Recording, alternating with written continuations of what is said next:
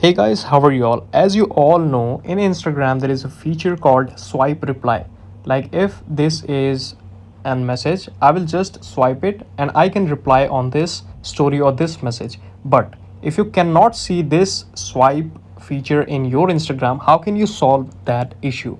So let's start the video. Firstly, you just have to go on your app store and check that if you have updated your Instagram or not. Let me just click is all. So yes, you can see my Instagram is not updated yet. I will update it from here, and after updating you just have to go on your Instagram here, like setting. In setting you have to go on Instagram here.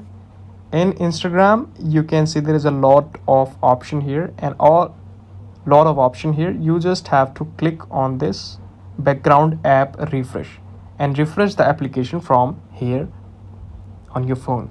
So this is the video. Thank you so much for watching this. Please subscribe the channel if you liked, and we will meet again with the next and the best video with all of you.